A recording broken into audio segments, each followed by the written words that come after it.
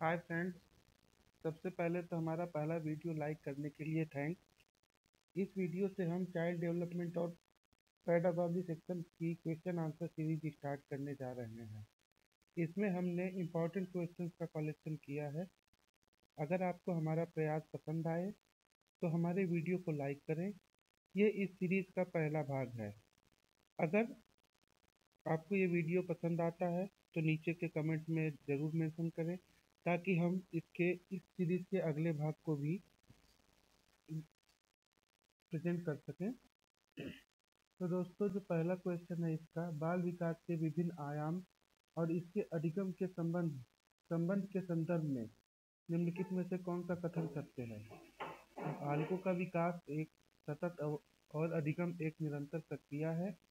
शारीरिक विकास विशेषकर छोटे बच्चों में मानसिक और संज्ञानात्मक विकास में मददगार है। विकास के विभिन्न आयामों का आपस में घनिष्ठ संबंध है और ये अधिगम को प्रभावित करते हैं। अगर आप ध्यान से देखेंगे तो ऊपर दिए गए तीनों स्टेटमेंट एकदम सही हैं, इसलिए इसका आंसर होगा उपरोक्त में से। दूसरा क्वेश्चन देखें तो किशोरों की सबसे नाजुक एवं संवेदनशील समस्या क्या होती है? अगर हम इस क्वेश्चन को सही से टैकल करें तो हम ध्यान से देखेंगे तो पाएंगे इसमें से हम कम से कम दो ऑप्शन आसानी से डिलीट कर सकते हैं या एलिमिनेट कर सकते हैं, जैसे व्यवसाय संबंधी समस्या या प्रश्नाभ्यास संबंधी समस्या। ये समस्याएं नॉर्मली किशोरों से जुड़ी हुई नहीं है। जो इसमें सबसे इम्पोर्टेंट है वो ये है कि यौन संबंधी समस्या, जो किशोरों की सबसे नाजुक एवं संवेदनशील समस्या होती है।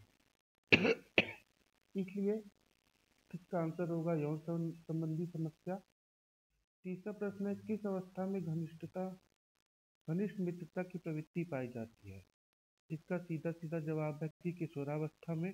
जो मित्रता किशोरावस्था में डेवलप होती है वो सबसे घनिष्ठ मित्रता के रूप में आजीवन साथ रहती है, इसलिए इसका आंसर है किशोरावस्था। चौथा क्वेश्चन है, मानव विकास की किस अवस्था में बच्चों की सीखने की गति सर्वाधिक होती है? शैशवावस्था में बच्चों के सीखने की गति सर्वाधिक होती है, क्योंकि इस अवस्था में ही बच्चा सबसे तेजी से सीखता है। पांचवा क्वेश्चन है, शिक्षण की विभिन्न विधियों के प्रयोग के लिए कौन सी अवस्था उपयुक्त है? इसका जवाब है दोस्तों बाल्यावस्था, क्योंकि अगर आप ध्यान से सोचेंगे तो बाल्यावस्था में बच्चों को हम कई तरीके से नई नई प्रक्रियाएं सिखा सकते हैं। इनके साथ हम कई सारे एक्सपेरिमेंट कर सकते हैं। अगर आप देखेंगे तो किंडरगार्टन में या छोटे बच्चों की क्लास में टीचर्स तरह तरह के खेल या तरह तरह के प्रॉप्स की मदद से उनको लर्निंग देते हैं। इसलिए सबसे ज़्यादा विधियाँ जो ट्राई की जाती हैं वो बाल्यावस्था में की जाती हैं और बच्चा सबसे तेज़ी से उसी में सीख। अगला प्रश्न दोस्तों, प्राथमिक स्तर पर एक शिक्षण में सबसे महत्वपूर्ण विशेषता क्या है? धैर्य और दृढ़ता। यदि शिक्षक के अंदर धैर्य और दृढ़ता नहीं होगी तो वो कभी भी एक अच्छा शिक्षक नहीं बन पाएगा, इसलिए इसका उत्तर होगा धैर्य और दृढ़ता।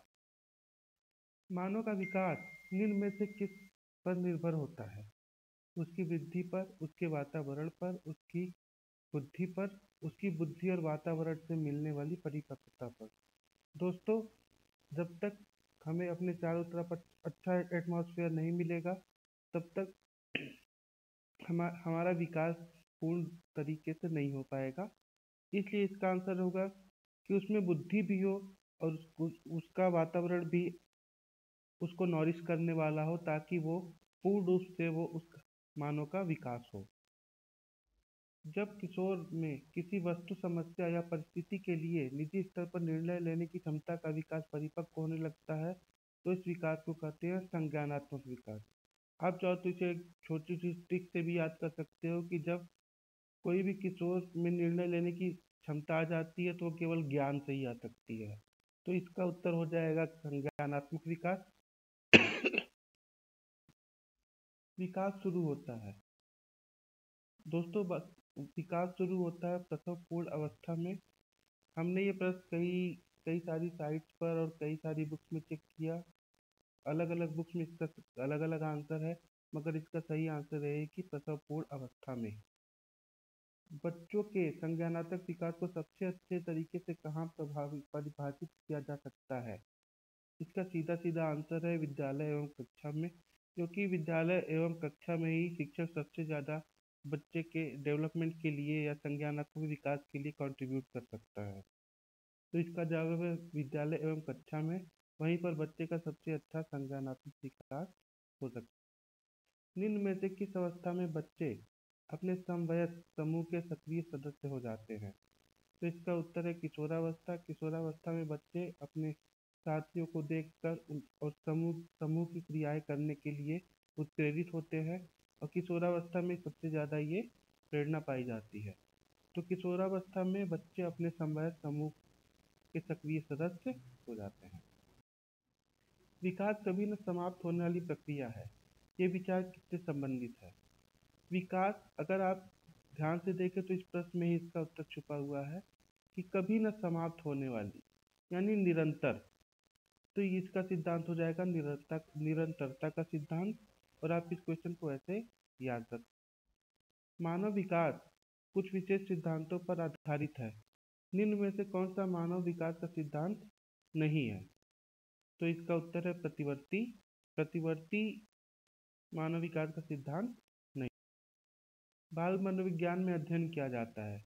बाल मनोविज्ञान में अध्ययन किया जाता है बालक के जन्म से पूर्व गर्भावस्था से लेकर किशोरावस्था तक का सारा अध्ययन बाल मनोविज्ञान के अंतर्गत आता है। बालक के व्यक्तित्व के सर्वांगीण विकास के लिए यह आवश्यक है कि उसके व्यवहार की जानकारी शिक्षक को हो, क्योंकि जब तक बालक के व्यवहार को शिक्षक नहीं जान पाएगा, तब तक वो उसको प्रॉपर गाइडेंस नहीं दे पाएगा और बच्चे का डेवलपमेंट सही तरीके से नहीं हो पाएगा। निम्नलिखित कथनों में से मानव विकास के संबंध में कौन सा कथन सत्य है? इसका उत्तर है सामान्य से विशिष्ट की ओर। अगर आप नॉर्मल इंक्रीज की तरफ भी देखें तो हम हमेशा नीचे से ऊपर की ओर ही जाते हैं, तो मानव प्रजाति भी सामान्य से विशिष्ट की ओर जा रही है। आप इसको ऐसे याद रख सकते हैं। बाल विकास का कौन सा सिद्धांत यह बताता है कि एक बालक पहले पूरे हाथ को, फिर उंगलियों को और फिर हाथ और उंगलियों को एक साथ चलाना सीखता है? इसका सीधा सीधा उत्तर है एकीकरण का सिद्धांत, कि एक साथ, अगर आप इसमें लास्ट वर्ड पकड़े, एक साथ चलाना सीखता है, तो एक साथ से आप एकीकरण को याद रख सकते हैं। तो ये एकीकरण के सिद्धांत में आ जाएगा। मैं कौन हूँ, मैं क्या हूँ, मैं कुछ भी हूँ, मैं भी कुछ हूँ आदि जैसी प्रबल भावनाएं बालक के विकास की किस अवस्था की सूचक होती है? ये किशोरावस्था में ऐसा होता है कि बालक अपने बारे में ज़्यादा से ज़्यादा जानना चाहता है और परफॉर्म करना चाहता है, इसलिए ये। निम्नलिखित में से कौन सा विकास छोटे बच्चों में मानसिक और संज्ञानात्मक विकास में सर्वाधिक मददगार होता है? सार्वजनिक विकास। जितना बालक सार्वजनिक क्षेत्रों में परफॉर्म करेगा, खेलेगा या स्टडी करेगा, उतना ही अच्छा उसका सर्वांगीण विकास होगा, इसलिए सार्वजनिक विकास इसका सही आंसर हो जाएगा। सार्थक अधिगम की प्रक्रिया विकास की किस अवस्था से आरंभ होती है?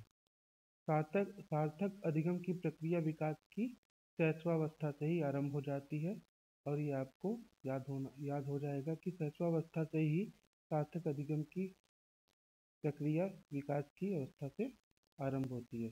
दोस्तों, अगर आपको हमारा ये प्रयास पसंद आया हो तो कृपया हमारे वीडियो को लाइक करें और हमारे चैनल को सब्सक्राइब करें।